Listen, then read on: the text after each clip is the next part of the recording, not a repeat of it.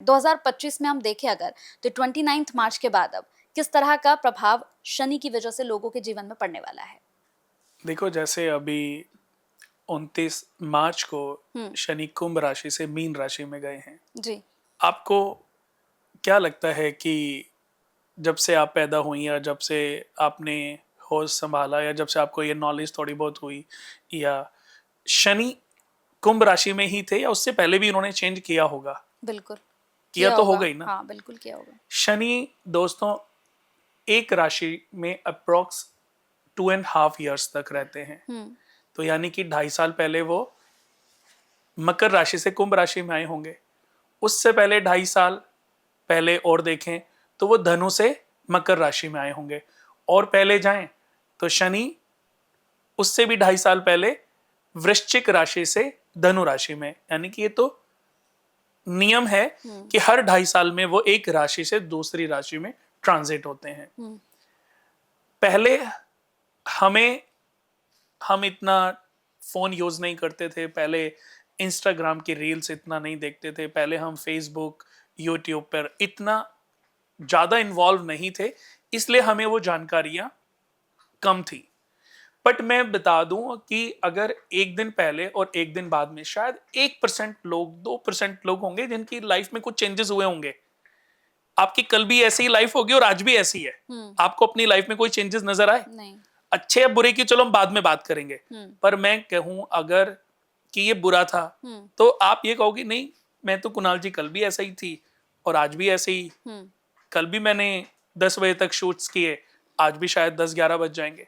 तो लोगों की लाइफ को अगर मैं देखूं तो ऐसे ही चलती रहेगी।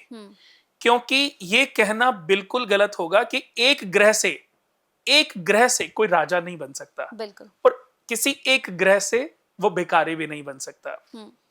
लेकिन ये जरूर कहना चाहूंगा, ये जरूर मैं अपने दोस्तों को समझाना चाहूंगा कि शनि देव का हमारे जीवन में एक बहुत बड़ा रोल होता है। अब उस रोल को समझने के लिए हमें उनकी जीवन शैली को समझना पड़ेगा। अगर आप दोस्तों किसी ग्रह के बारे में जानना चाहते हो ना, अपनी कुंडली में ग्रह स्थिति को समझना चाहते हो, तो आपको पहले उनके नेचर को समझना पड़ेगा। फिर आप अपनी जन्म कुंडली में वो किस भाव में विद्यमान है, उस भाव में उनका रोल क्या होना चाहिए। जैसे जन्म कुंडली के 12 भाव होते हैं। 12 भाव में 4 भाव ऐसे हैं कि जिनमें जितने भी दुनिया के एस्ट्रोलॉजर्स हैं सब उनको कारक मानते हैं, क्योंकि ये थंब ऑफ रूल है, ज्योतिष का सिद्धांत है। कितनी मैंने भी किताबें पढ़ी हैं, कितने बड़े बड़े आचार्य एस्ट्रोलॉजर से मतलब बात हुई है, कभी कभी अच्छे रूप में भी और कभी कभी बहस के रूप में भी। कहते हैं ना कि बातचीत करने से, वार्तालाप करने से कभी कभी आपको अच्छे ज्ञान की प्राप्ति भी हो जाती है। आपको तर्क वितर्क करना चाहिए, क्योंकि तर्क वितर्क करने से ज्ञान की प्राप्ति हो जाती है। जब मैं कोई बात बोल रहा हूं, अगर आपने उसमें से कोई क्वेश्चन उठाया, इसको तर्क वितर्क कहते हैं। अगर आप मेरी किसी बात से सहमत नहीं है तो उस पर वितर्क कर सकती हैं जी। लेकिन तर्क कुतर्क से बचना चाहिए। तर्क कुतर्क यानी कि हम जानबूझ करके किसी व्यक्ति की बातों को काटते हैं, उसको नीचा दिखाने की कोशिश करते हैं, जहां हम दूसरे के ज्ञान को तो खराब करते ही हैं, अपने आप को भी अंधकार में डाल देते हैं। तो तर्क वितर्क बहुत सारे लोगों के साथ हमारे तर्क वितर्क भी हुए हैं। तो जितने भी लोग एस्ट्रोलॉजर्स हैं सब ये मानते हैं कि जन्म कुंडली में अगर 12 भाव हैं तो उनमें छठे भाव में, 8th हाउस में, 10th हाउस में और 12th हाउस में शनि को कारक मानते हैं। बट मैंने अपने पूरे जीवन में 25 सालों की एस्ट्रोलॉजिकल इस फील्ड में, इस लाइन में, मैंने जो प्रैक्टिकली किए हैं अपने जी। जिसका भी शनि मैंने 11वें घर में देखा है, मैंने उसको इतिहास रचते देखा है।